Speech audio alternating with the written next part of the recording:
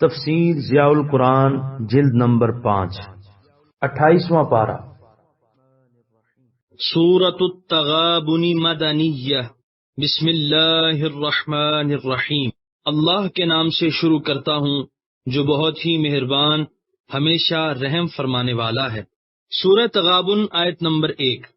یسبح للہ ما فی السماوات وما فی الارض لہ الملک ولہ الحمد وہو علی کل شیء قدیر۔ ترجمہ: اللہ ہی کی تسبیح کر رہی ہے ہر چیز جو آسمانوں میں ہے اور ہر چیز جو زمین میں ہے، اسی کی حکومت ہے اور اسی کے لیے ساری تعریفیں ہیں اور وہ ہر چیز پر پوری قدرت رکھتا ہے۔ سورۃ تغابن آیت نمبر 1 کی تفسیر۔ اس سورت میں جو معارف و مطالب بیان کیے گئے ہیں ان کا آغاز اس آیت سے زیادہ موزوں نہیں ہو سکتا۔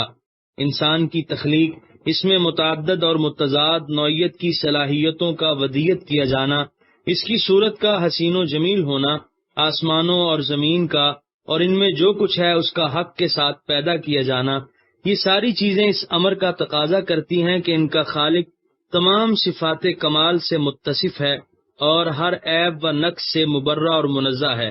بلندیوں پستیوں میں حقیقی فرما روائی اسی کی ہے، ہر خوبی اور ہر کمال جہاں کہیں دکھائی دیتا ہے وہ اسی کا ہے یا اس کا بخشا ہوا ہے، اس لیے ہر حمد کا وہی مستحق ہے۔ جب ہر چیز ممکن ہے، اس کی تخلیق کی نسبت اللہ تعالیٰ کی طرف یکساں ہے تو اس کی قدرت کی نسبت بھی ہر چیز سے مساوی ہوگی۔ ہم انسان کو جمادات کی طرح مجبور محض سمجھتے ہیں اور نہ اسے مختار مطلق مانتے ہیں کہ جو چاہے وہ کرے اور جو اس کی مرضی ہو وہ ہوتا چلا جائے۔ اس کا اور اس کی جملہ صلاحیتوں کا مالک اللہ تعالیٰ ہے۔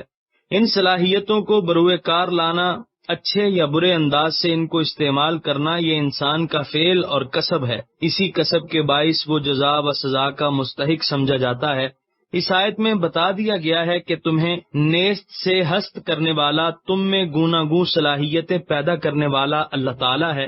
پھر کسی نے اس نعمت وجود کو پہچانا، اس کا اعتراف کیا اور اپنے منعم کا شکر ادا کرتے رہے، اس کی توحید کو تسلیم کیا۔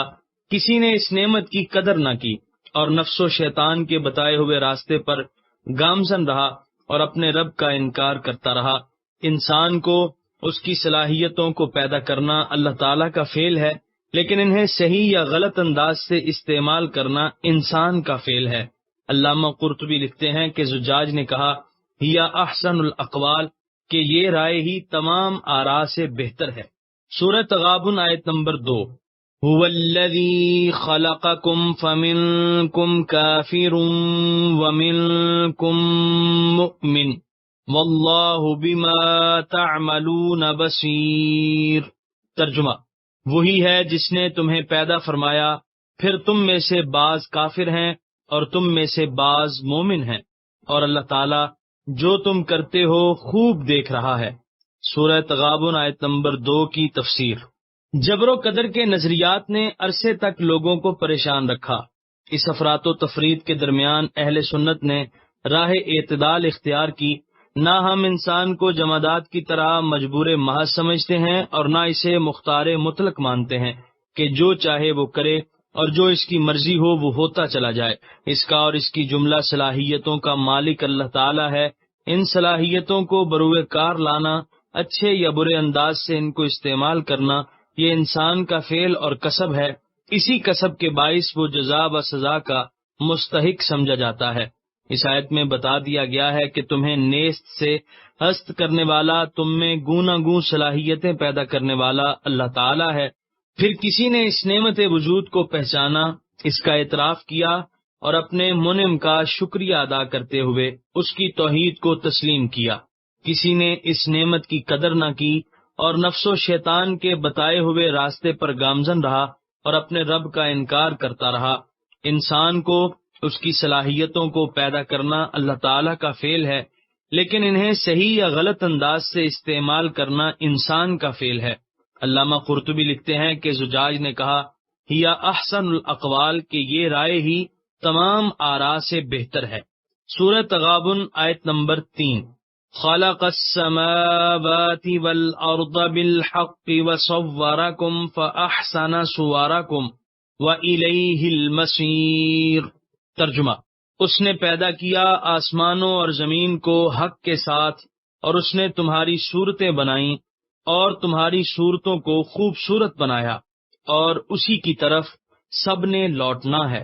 سورۃ تغابن آیت نمبر 3 کی تفسیر۔ آسمانوں اور زمین کو حق کے ساتھ پیدا کرنے کا مطلب متعدد مقامات پر بیان کیا جا چکا ہے۔ مختصر الفاظ میں یوں سمجھ لیجئے کہ ہر چیز کو رب کریم نے اس طرح بنایا جس طرح اسے بنایا جانا چاہیے تھا، تاکہ وہ اپنی تخلیق کے مقاصد کو صحیح طریقے سے انجام دے سکے۔ کائنات کی کسی چھوٹی یا بڑی چیز میں آپ غور کریں، آپ کو تسلیم کرنا پڑے گا کہ اسے ایسا ہی ہونا چاہیے تھا۔ چونٹی کا ننھا سا جسم، اس کی باریک باریک ٹانگیں اور اس کے بقیہ جسم کی ساخت ایسی ہی ہونی چاہیے تھی جیسے ہے۔ ہاتھی کا یہ بھاری بھرکم جسہ، اس کی موٹی موٹی مضبوط ٹانگیں، اس کے چوڑے چوڑے کان، اس کی لمبی سوراخ دار سونڈ ایسی ہی ہونی چاہیے تھی جیسے ہمیں نظر آ رہی ہے۔ ہوا میں جو خوبیاں ہیں، پانی کی جو خصوصیتیں ہیں، ان میں رد و بدل کی قطعاً گنجائش نہیں۔ جو بنایا ہے، جیسے بنایا ہے، وہی حق اور درست ہے۔ اس میں رائی کے دانے کے برابر بھی کوئی بڑے سے بڑا انجینئر تبدیلی نہیں کر سکتا۔ اس مقام پر اللہ تعالیٰ نے اپنی تخلیق کے شاہکار حضرت انسان کا خصوصی طور پر ذکر فرما دیا کہ دیکھو ہم نے اسے بنایا اور کتنا خوبصورت بنایا۔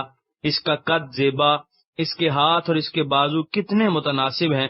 اگر 5 کے بجائے ہاتھ میں 7 انگلیاں ہوتی یا 4 ہوتی تو کیا وہ کام تم اس خوبی سے انجام دے سکتے جیسے اب دے رہے ہو؟ پھر اس کے چاند سے چہرے کی طرف دیکھو، آنکھیں، کان، ناک، منہ کتنے کرینے سے سجائے گئے ہیں۔ ان میں سے کسی کو آگے پیچھے یا اوپر نیچے کر کے تصور کرو، کتنی خوفناک اور بھیانک صورت رونما ہو جائے گی۔ پھر صرف اس کا ظاہر ہی حسن و دلکشی کا مرقع نہیں، بلکہ اس کا باطن بھی گوناگوں خوبیوں کا مخزن ہے۔ اس مشت خاک میں فضا کو مسخر کرنے، سمندروں کو کھنگال دینے کی قوتیں کس نے اکٹھی کی ہیں؟ اسے نیک و بد کے درمیان تمیز کی استعداد کس نے بخشی ہے؟ وہ ہمت بلند جس کے زور سے وہ مادی دنیا کی زنجیروں کو توڑ کر سدرۃ المنتہا پر اپنا آشیانہ بناتا ہے، وہ کس کا عطیہ ہے؟ اس کو ارادہ و عمل کی گوناگوں آزادی دے کر چمن ہستی کی ہنا بندی کا کیا حیران کن اہتمام کر دیا گیا ہے۔ کوئی لاکھ دور بھاگے، کوئی لاکھ سرکشی کرے، کوئی اپنی خودی کے خمار میں کتنا سرمست رہے، آخر کار سب نے اسی کے دربار میں لوٹ کر جانا ہے۔ سورہ تغابن آیت نمبر 4۔ يَعْلَمُ مَا فِي السَّمَاوَاتِ وَالْأَرْضِ وَيَعْلَمُ مَا تُسِرُّونَ وَمَا تُعْلِنُونَ وَاللَّهُ عَلِيمٌ بِذَاتِ الصُّدُورِ۔ ترجمہ، وہ جانتا ہے جو کچھ آسمانوں اور زمین میں ہے، نیز وہ جانتا ہے جسے تم چھپاتے ہو اور جسے تم ظاہر کرتے ہو، اور اللہ تعالیٰ خوب جانتا ہے جو سینوں میں پوشیدہ ہے۔ سورہ تغابن آیت نمبر 4 کی تفسیر۔ اس کی بے پایاں قدرت میں اس کی حکمت کے جلوے قدم قدم پر نظارہ دامن دل میکشد کے جائیں جاست کا منظر پیش کر رہے ہیں۔ یہاں اس کے علم کی گہرائی اور وسعت کا اندازہ بھی ممکن نہیں۔ بلندیوں اور پستیوں میں کوئی حقیر سے حقیر چیز بھی ایسی نہیں جس کا اسے علم نہ ہو۔ اگر اس کو خشخاش کے باریک سے دانے کا علم نہ ہو جو زمین کے تاریک شکم میں بو دیا جاتا ہے، تو وہ اگے کیسے، بڑا کیسے ہو، اس پر پھول کیسے آئیں اور وہ پک کر تیار کیسے ہو۔ انسان کا مقام ساری مخلوقات میں اعلیٰ و ارفع ہے، اس لیے اس کا ذکر ہر موقع پر خصوصیت سے کیا جاتا ہے۔ یہاں بھی فرمایا کہ آسمانوں اور زمین کی ہر چیز کو جاننے والا، اے انسان تجھے بھی جانتا ہے اور کوئی فعل اس سے مخفی نہیں۔ تو 1000 پردوں کے پیچھے چھپ کر بھی کوئی کام کرے گا تب بھی اس کو اس کا علم ہے، بلکہ جو خیال تیرے نہاں خانہ دل میں ابھی انگڑائیاں لے رہا ہے اس سے بھی وہ پوری طرح باخبر ہے۔ اس لیے سرکشی کا انداز ترک کر دو، اطاعت و انقیاد کو اپنا شعار بنا لو، اسی میں تمہاری بھلائی اور دونوں جہانوں کی فلاح کا راز پوشیدہ ہے۔ قرآن کریم ہر مناسب مقام پر انسان کو یہ احساس دلاتا ہے کہ تو اشرف المخلوقات ہے، جو شکل و صورت تجھے دی گئی ہے وہ بھی بے نظیر ہے، جو فہم و شعور تجھے بخشا گیا ہے اس کی بھی مثال نہیں، فعل و ترک کی جو آزادی تجھے دی گئی ہے کسی اور مخلوق کو نہیں دی گئی۔ اب تیرا بھی فرض ہے کہ اپنے کریم رب کی پہچان، اپنی زندگی کو اس کے احکام کے سانچے میں ڈھال، اس کی نعمتوں کا شکر ادا کر۔ اس سے دو مقصد پورے ہو جائیں گے، تیرا خدا بھی راضی ہو جائے گا اور تیری شخصیت کو بھی چار چاند لگ جائیں گے، اور تو اپنے مقصد حیات کو بھی عمدہ طریقے سے انجام دے سکے گا۔ سورہ تغابن آیت نمبر 5۔ أَلَمْ يَأْتِكُمْ نَبَأُ الَّذِينَ كَفَرُوا مِن قَبْلُ فَذَاقُوا وَبَالَ أَمْرِهِمْ وَلَهُمْ عَذَابٌ أَلِيمٌ۔ ترجمہ: کیا نہیں آئی تمہارے پاس ان کی خبر جنہوں نے کفر کیا اس سے پہلے، پس چکھ لیا انہوں نے اپنے کام، یعنی کفر کا وبال، اور ان کے لیے آخرت میں دردناک عذاب ہے۔ سورہ تغابن آیت نمبر 5 کی تفسیر۔ جن لوگوں نے اس حقیقت کو نہ پہچانا اور اپنے رب کا شکر ادا کرنے کے بجائے سرکشی کی راہ پر چل نکلے اور کفر و شرک اور فسق و فجور کے خار زاروں میں پھنس کر رہ گئے، ان کے دردناک انجام کی خبریں زباں زد عوام ہیں، تم نے بارہا سنی ہوں گی۔ سورہ تغابن آیت نمبر 6۔ ذَلِكَ بِأَنَّهُ كَانَتْ تَأْتِيهِمْ رُسُلُهُم بِالْبَيِّنَاتِ فَقَالُوا أَبَشَرٌ يَهْدُونَنَا فَكَفَرُوا وَتَوَلَّوْا وَاسْتَغْنَى اللَّهُ وَاللَّهُ غَنِيٌّ حَمِيدٌ۔ ترجمہ: اس کی وجہ یہ تھی کہ آتے رہے ان کے پاس ان کے پیغمبر روشن نشانیاں لے کر، پس وہ بولے کیا انسان ہماری رہبری کریں گے؟ پس انہوں نے کفر کیا اور منہ پھیر لیا، اور اللہ تعالیٰ بھی ان سے بے نیاز ہو گیا، اور اللہ تعالیٰ بے نیاز ہے، سب خوبیوں سراہا ہے۔ سورہ تغابن آیت نمبر 6 کی تفسیر۔ ان کی گمراہی کی وجہ بتائی جا رہی ہے کہ ہم نے ان کو عقل و فہم بھی عطا کیا ہے۔ مزید کرم یہ فرمایا کہ ان کی طرف اپنے رسول مبعوث کیے جو انہیں راہ حق دکھائیں، اور ان پیغمبروں کو معجزے بھی دیے تاکہ وہ ان کو پہچان سکیں، لیکن ان احمقوں نے یہ کہہ کر ان کی دعوت قبول کرنے سے انکار کر دیا کہ ہم اپنے جیسے انسانوں کا اتباع نہیں کریں گے۔ نتیجہ یہ ہوا کہ اللہ تعالیٰ نے بھی ان کی طرف سے بے پرواہی اختیار کر لی اور انہیں ان کے حال پر چھوڑ دیا۔ بندوں کو اللہ تعالیٰ کے جود و کرم کی ضرورت ہے، وہ بندوں کے سجدوں اور عبادتوں کا محتاج نہیں، اس کی کوئی بھی تعریف نہ کرے پھر بھی وہ غنی اور حمید ہے۔ سورہ تغابن آیت نمبر 7۔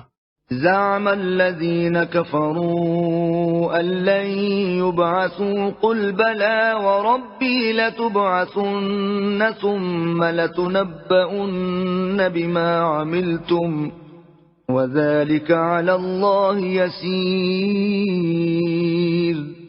ترجمہ: گمان کرتے ہیں کفار کہ انہیں ہرگز دوبارہ زندہ نہ کیا جائے گا، فرمائیے کیوں نہیں، میرے رب کی قسم تمہیں ضرور زندہ کیا جائے گا، پھر تمہیں آگاہ کیا جائے گا جو تم کیا کرتے تھے، اور یہ اللہ کے لیے بالکل آسان ہے۔ سورہ تغابن آیت نمبر 7 کی تفسیر۔ کفار کو اس بات کا یقین تھا کہ قیامت ہرگز نہیں آئے گی، بلکہ آ سکتی ہی نہیں، اس لیے وہ بڑے دعوے سے کہتے تھے لن یبعثوا، انہیں قبروں سے زندہ کر کے ہرگز نہیں اٹھایا جائے گا۔ ان کے اس بیجا دعوے کے رد میں ان کے انداز گفتگو لن یبعثوا سے بھی 100 گنا پرزور انداز میں وقوع قیامت کے بارے میں اعلان فرمانے کا اپنے رسول کو حکم دیا۔ اے حبیب آپ فرمائیے اے کافرو، تمہارا یہ خیال سراسر باطل ہے کہ تمہیں دوبارہ زندہ نہیں کیا جائے گا، میں اپنے رب کی قسم کھا کر کہتا ہوں کہ تمہیں ضرور دوبارہ زندہ کیا جائے گا، صرف اسی پر بس نہیں بلکہ تمہاری زندگی کا سارا دفتر عمل تمہارے سامنے کھول کر رکھ دیا جائے گا، اور تم میں یہ طاقت نہ ہوگی کہ تم کسی ایک بات کا بھی انکار کرو۔ ایسا کرنا میرے رب کے لیے قطعاً دشوار نہیں۔ جس طرح اس نے کائنات کی تخلیق کے وقت فرمایا کن، اور یہ سارا جہان اپنی بو کلمونیوں کے ساتھ نیست سے ہست ہو گیا، اسی طرح اس وقت بھی اس کا ایک اشارہ ہوگا اور تم سر جھکائے قبروں سے نکل کھڑے ہوگے۔ تمہارے لیے تو واقعی بکھرے ہوئے ذروں کو یکجا کرنا مشکل بلکہ ناممکن ہے، لیکن میں تو اپنے رب کی بات کر رہا ہوں جو علی کل شیء قدیر ہے۔ سورۃ تغابن آیت نمبر 8۔ فآمنوا باللہ ورسولہ والنور الذی انزلنا واللہ بما تعملون خبیر۔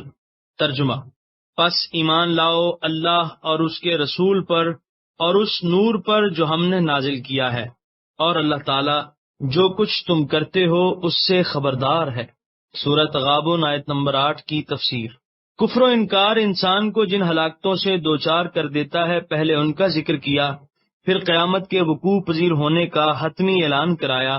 اب ارشاد فرمایا جا رہا ہے کہ تمہاری سلامتی اور بہتری اسی میں ہے کہ تم اللہ تعالیٰ اور اس کے رسول مکرم صلی اللہ علیہ وآلہ وسلم پر ایمان لے آؤ، اور قرآن کریم جو سراسر نور ہدایت ہے، اس کو اللہ کا سچا کلام تسلیم کر لو۔ یہ نور تمہاری زندگی کے گوشے گوشے کو منور کر دے گا، اس کی چمک سے تمہارے تصورات کے ظلمت کدے میں اجالا ہو جائے گا، حق اور باطل میں تم بآسانی امتیاز کر سکو گے، تمہاری معاشی خوشحالی، تمہاری اخلاقی برتری اور تمہاری روحانی ترقی کی منزل کی طرف یہی نور تمہاری رہنمائی کرے گا۔ علامہ آلوسی لکھتے ہیں، یعنی یہاں نور سے مراد قرآن کریم ہے، کیونکہ وہ اپنے اعجاز بیان کے باعث خود بھی روشن ہے اور دوسرے حقائق کو بھی آشکارا کرنے والا ہے۔ سورۃ تغابن آیت نمبر 9۔ یوم یجمعکم لیوم الجمع ذالک یوم التغابن ومن یؤمن باللہ ویعمل صالحا یکفر عنہ سیئاتہ ویدخلہ جنات تجری من تحتها الانہار خالدین فیہا ابدا ذالک الفوز العظیم۔ ترجمہ: جس دن تمہیں اکٹھا کرے گا جمع ہونے کے دن، یہی گھاٹے کے ظہور کا دن ہے، اور جو ایمان لے آیا اللہ پر اور نیک عمل کرتا رہا، اللہ دور فرما دے گا اس سے اس کے گناہوں کو، اور داخل فرمائے گا اسے باغوں میں، رواں ہوں گی جن کے نیچے ندیاں، وہ ان میں ہمیشہ رہیں گے تا ابد۔ یہی بہت بڑی کامیابی ہے۔ سورۃ تغابن آیت نمبر 9 کی تفسیر۔ یوم لتنبؤن کا ظرف ہے، اس لیے منصوب ہے۔ قیامت کو یوم الجمعی اکٹھے ہونے یا اکٹھا کیے جانے کا دن کہا گیا ہے، کیونکہ ابتدائے آفرینش سے قیام قیامت تک ساری مخلوق وہاں جمع ہوگی تاکہ ان سے ان کے اعمال کا حساب لیا جا سکے۔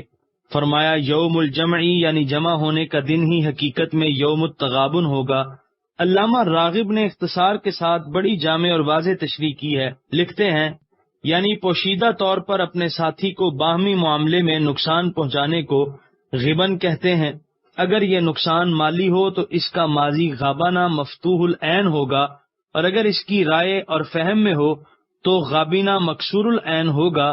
قیامت کو یوم التغابن کہنے کی وجہ تسمیہ یہ ہے کہ عمر بھر جس فانی کاروبار میں وہ ہماتن مصروف رہے، اس کے نتائج کھل کر ان کے سامنے آ جائیں گے، اور انہیں علم ہو جائے گا کہ انہوں نے کتنے گھاٹے کا سودا کیا ہے۔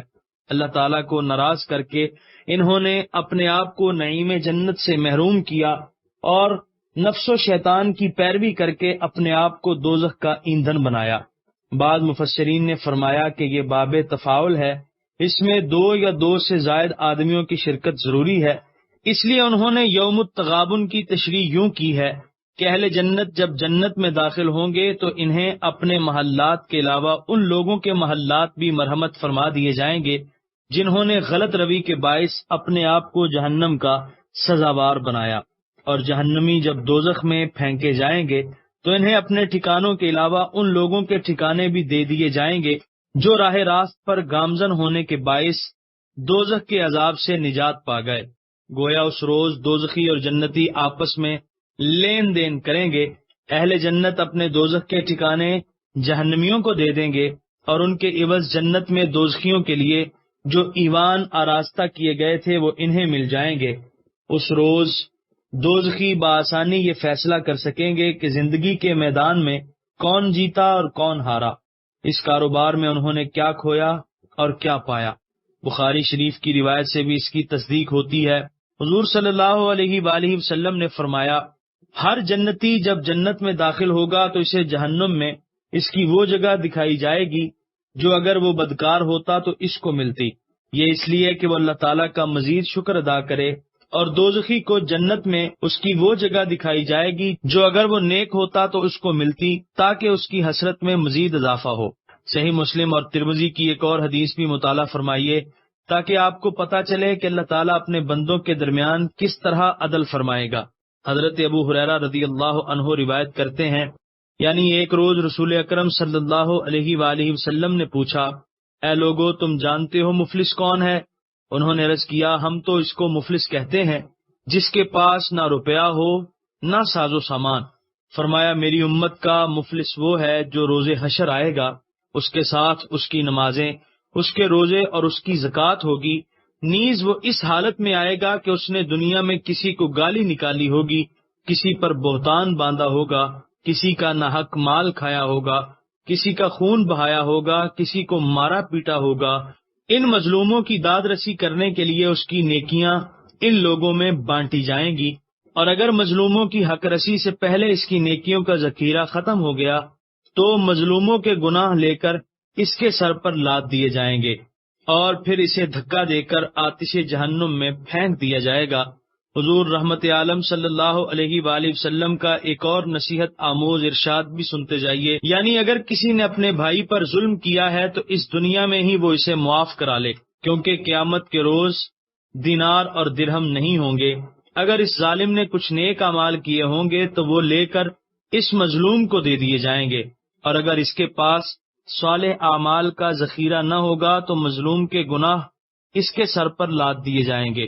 وہ لوگ جو تلاش زر میں آج دیوانے بنے پھرتے ہیں، حلال و حرام، جائز و ناجائز کی تمیز بھی نہیں کرتے، جو لوگ اپنے کارخانوں کی اونچی اونچی چمنیوں سے سیاہ دھواں نکلتا دیکھ کر پھولے نہیں سماتے، جو آج اپنے کر و فر میں اتنے مست ہیں کہ انہیں راہ حق پر ایک قدم چلنا بھی گوارا نہیں، انہیں اگر فرصت ملے تو وہ یوم التغابن کا بھی تصور کریں، جب انہیں خالق کائنات کے حضور لا کھڑا کر دیا جائے گا۔ اس وقت ان کی آنکھ کھلے گی اور انہیں اپنی حماقت کا احساس ہوگا۔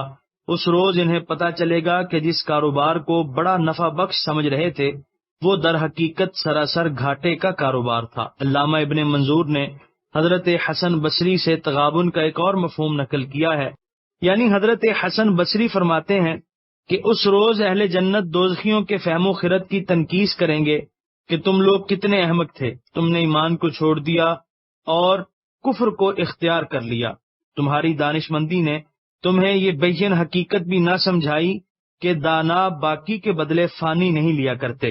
اس صورت میں تغابن غبن سے ماخوذ ہوگا، جس کا معنی عقل و رائے میں نقصان ہے۔ یوم التغابن کے ذکر کے بعد پھر اس حقیقت کو واضح کر دیا کہ جو شخص ایمان لائے گا اور ایمان کے تقاضے پورے کرتے ہوئے اعمال حسنہ سر انجام دے گا، اللہ تعالیٰ اس کی سابق خطائیں دور کر دے گا، اس کے نامہ اعمال میں کوئی ایسا نقص نہیں رہے گا جس سے قیامت کے دن اس پر فرد جرم عائد کی جا سکے، اور اس کے لیے جنت کے دروازے کھول دیے جائیں گے۔ علامہ جوہری کفارہ کا مفہوم یوں بیان کرتے ہیں، یعنی اعمال صالحہ کا ثواب ضائع ہو جائے تو اس کے لیے حبوط کا لفظ استعمال ہوتا ہے، اور گزشتہ گناہ کل عدم کر دیے جائیں تو اس کے لیے تکفیر کا کلمہ استعمال ہوتا ہے۔ سورہ تغابن آیت نمبر 10۔ والذین کفروا وکذبوا بآیاتنا اولئک اصحاب النار خالدین فیہا وبئس المصیر۔